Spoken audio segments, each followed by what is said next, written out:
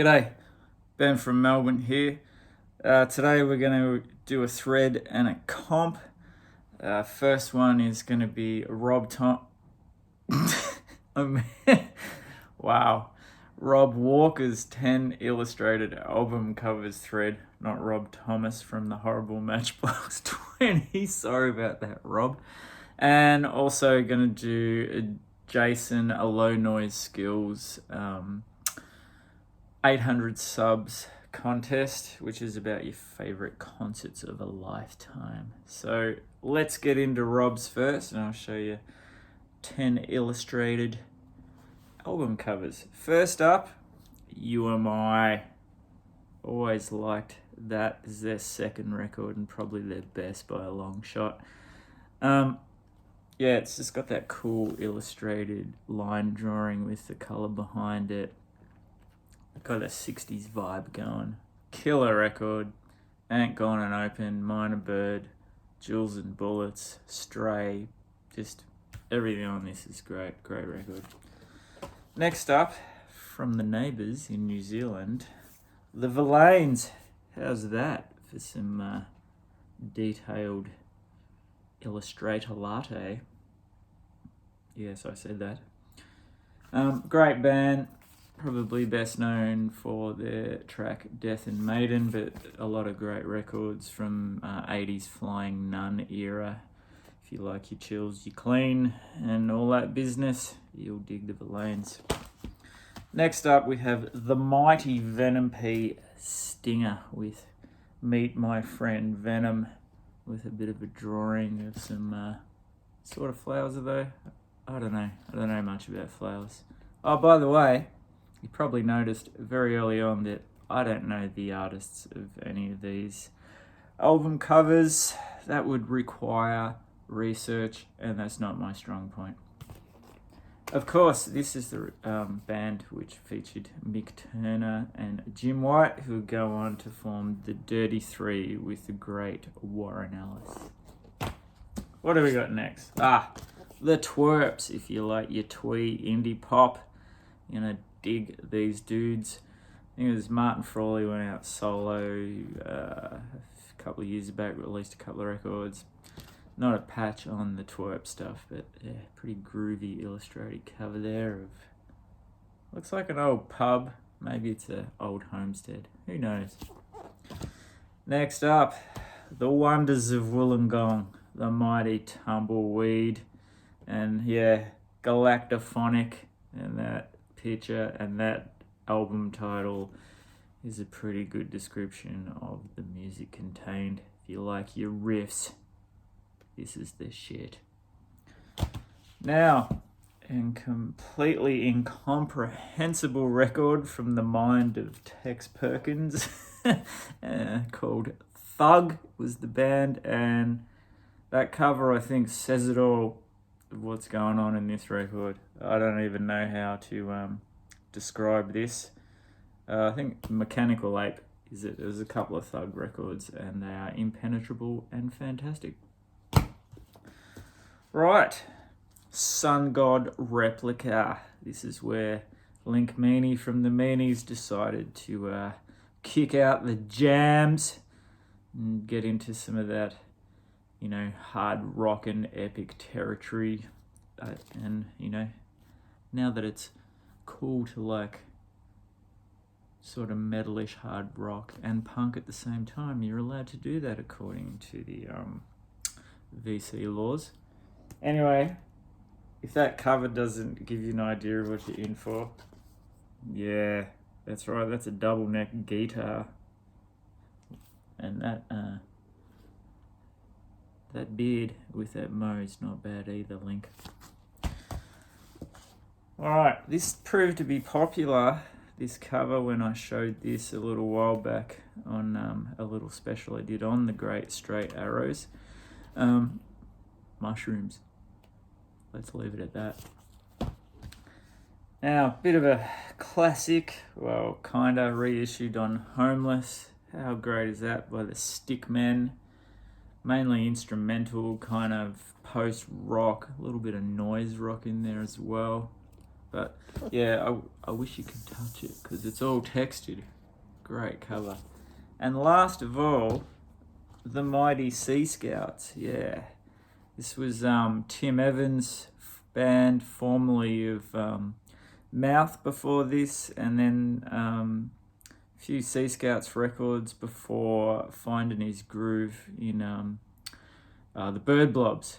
But yeah, good stuff, the Sea Scouts, and you'll probably notice if I turn that on its side, upside down, that is his monthly statement, boys and girls, which is what they used to look like when they'd send it to you in paper form, and the clever boy turned it into a picture of aliens.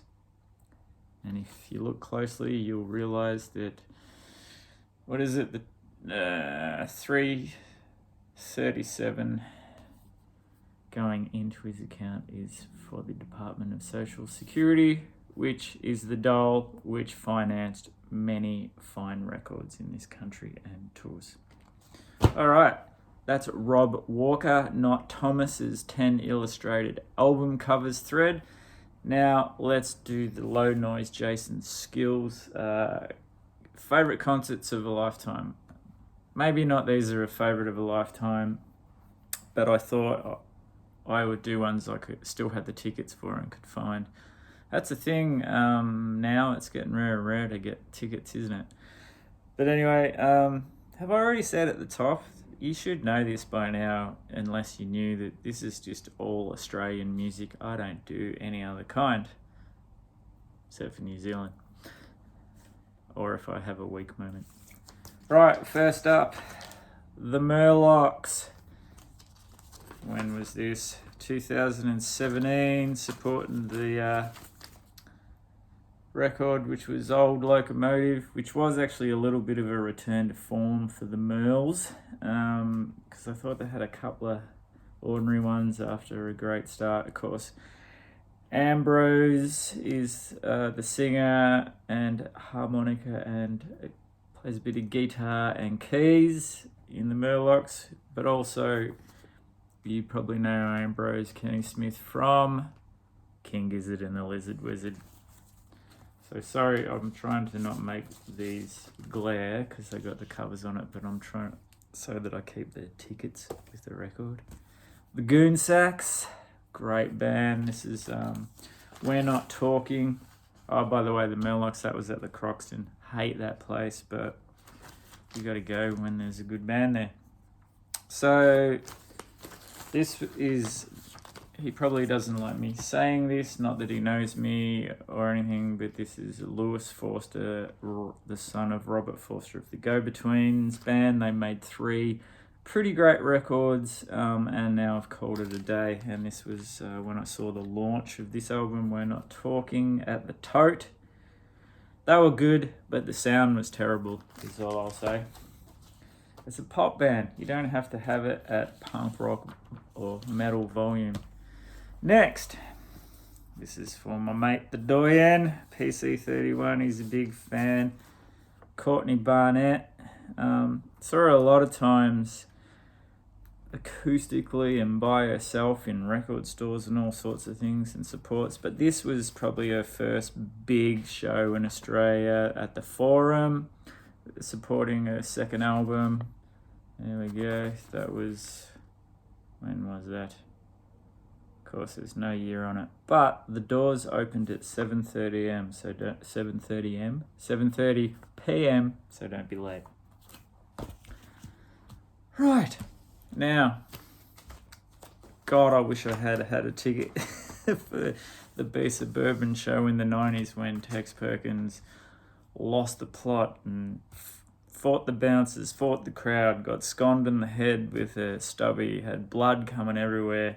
But unfortunately, I've only got a ticket for what was a bit of a sad show. Not sad musically, just sad because they got back together to make a record, which was kind of a tribute to the departed Spencer P. Jones and Brian Hooper, who died from various ailments of wild lifestyles.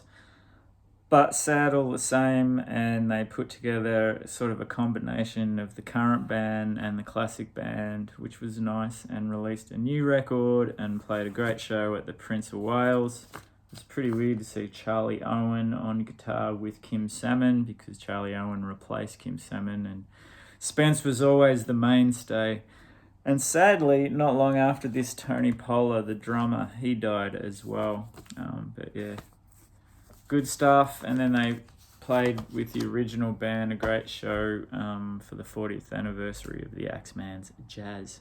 Now, this wasn't really a concert, but this was part of the Writers' Festival, and I went and saw Hugo Race, great solo artist, but you may know him either from the great band The Wreckery, which also featured Nick Barker, and of course he's on, I think it's just the first Nick Cave and the Bad Seeds album. Got to see him talk about this book, fantastic book, really interesting if you want to know the life of a musician who just has to like make ends meet, but doesn't want to sing for corporate shit. But yeah, an interesting path. Like he wants to how to make a living at it, but he's certainly no rich man, that's for sure. But a very interesting life, great descriptions of St Kilda in the 80s, where he was part of that scene along with the birthday party and all of that stuff. And yeah, how he's played amazing shows throughout Europe, in amazing countries, and in Africa as well. Really interesting read, and a really interesting interview too. It was really good. Right, this is a twofer because it's Gold Class and the Peep Temple, and I saw them play a double bill. Went up to Castlemaine, weekend away in the country, and they played in their theatre, and it was a ripping show. These guys, bit more of that Joy Division post-rock, post-punk influence. These guys very much a punk rock, hard rock influence thing, but it was a killer show. Don't know what's going on. Gold Class, I seem to be no more. Peep Temple, apparently on hiatus, but who knows what that means. But Blake Scott, the singer-guitarist, has released a great solo record a couple of years ago. Right, what else we got? Black Cab. And this was a particularly cool show because this is when East Jesus came out. And it had, of all people on it, Sam Cutler. Yeah, that Sam Cutler, the guy who used to introduce the Rolling Stones and was their tour manager in the 60s and did the Hyde Park show, and then went on to be the Grateful Dead's road manager.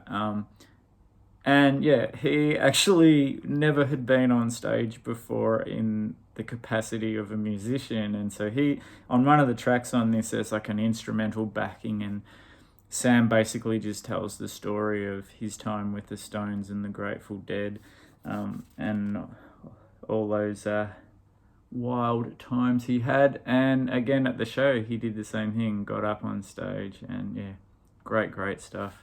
Saw another brilliant show with Black Cab, with the late great Ron Pino come up and sang Ghost Anthems, which was a song he did on another Black Cab album. Brilliant stuff. Another Black Cab show which was amazing, where they basically rewrote the music for the cool Japanese anime Akira, and in this case they had 3 Japanese drummers beating the shit out of the drums along with their electronic soundtrack. It was amazing stuff. That one was a howler. The Sam Cutler Black Cab show. Sorry, I got to put the goggles on. These old tickets are hard to read sometimes. I was at the Spanish Club. That's right. I don't think they have gigs there anymore, unfortunately. It was a good venue. Speaking of the Spanish Club, what I think was probably about their last show in Australia, and ever, not last show ever, but last time we'll see them, is the Dirty Three. And it had been a long time between drinks with this record, which was their last one. That was at the Spanish Club as well, 2006.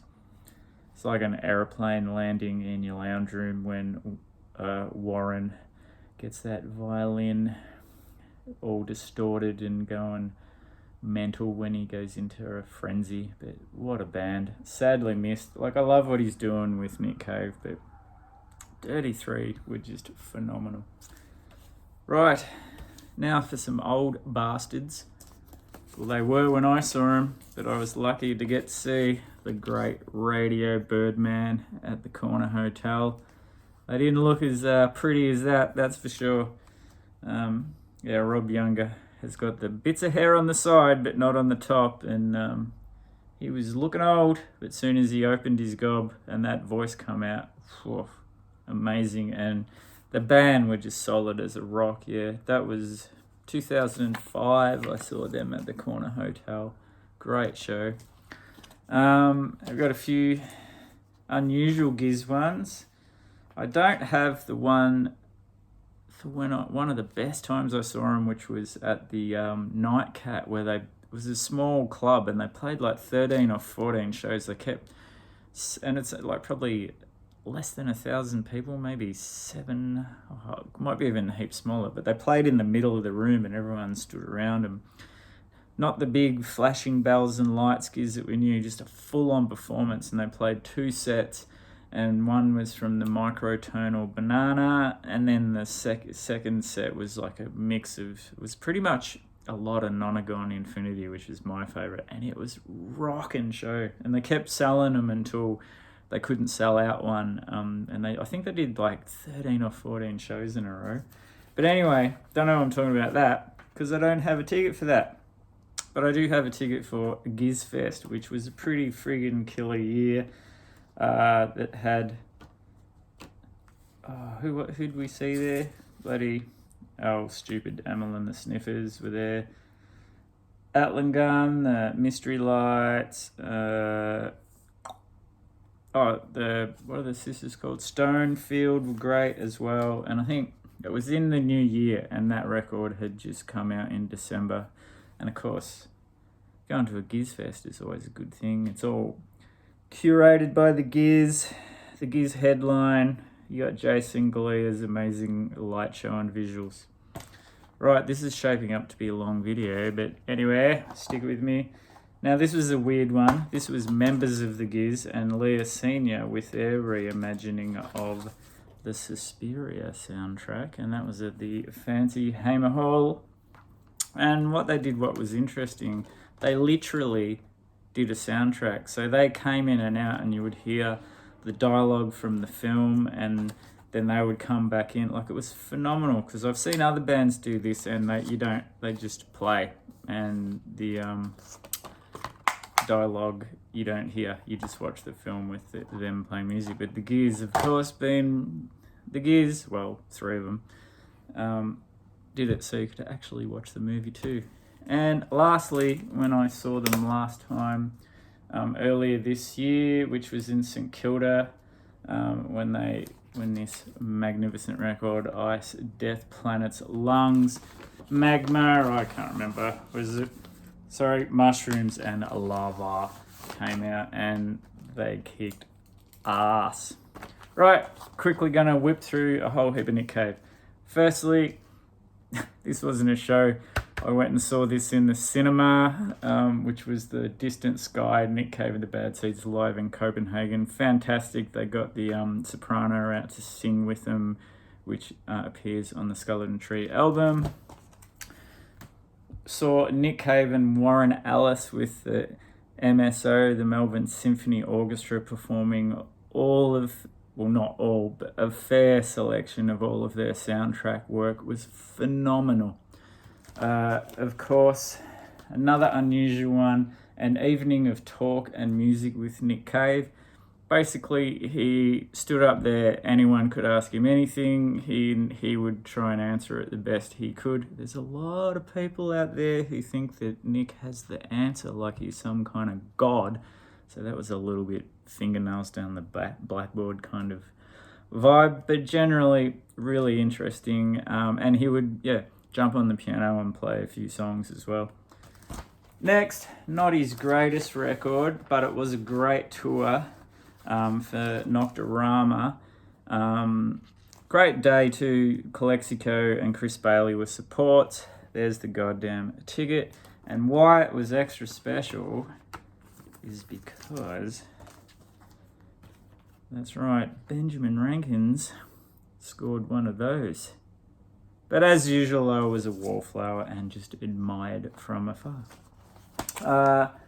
Now, Melbourne Town Hall. Saw them on the Abattoir Blues Lyre of Orpheus tour. Fantastic. Had the gospel singers. That was when James Johnson was in the band, who replaced Blixer for a little while. I think James Johnson was from Gallon Drunk. That was a great show. Big band. Exciting stuff. Then we have Grinder Man. And this was a very unusual show, as in it was at the Forum, and it was Grinder Man played a set, like the whole album, because this is all they had out then, and then Nick Cave solo, but it was Nick Cave backed by Grinder Man playing all Grinder Man songs, and it was fantastic. But by the end of it, I think Nick Cave was like, "This is going on for too long," but it was really good.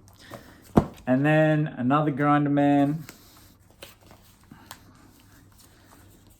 There we go. The second tour at the Metro. This was a full-on show. I think I've said before that this was as close as I'll probably ever get to seeing the birthday party style Nick Cave. He was going nuts. It was fantastic. It was so loud. He was so yelly and screamy, which I've only seen birthday party footage of that kind of thing. It was full on, and he was great. Right, just a couple to go, and then there's this one? Nick Cave at the Maya Music Bowl. That was for the Push the Sky Away tour. That was great. And lastly, again at the Maya Music Bowl, I think, on the Skeleton Tree tour, which was also brilliant. And of course, I saw him earlier this year or late last year, when he played at Hanging Rock and also played at the Palais Theatre. And I've seen him heaps of other times where I don't have tickets for. I think I've seen every tour since Henry's Dream, back when I was a young pup with flowing locks of blonde hair. Oh, the salad days. Sorry, I got sidetracked for a second there. This has gone long enough. Thanks if you stuck in with me. Go check out Rob Walker and Low Noise Jason Skilz. I'll leave their details below. See you next time, motherfuckers.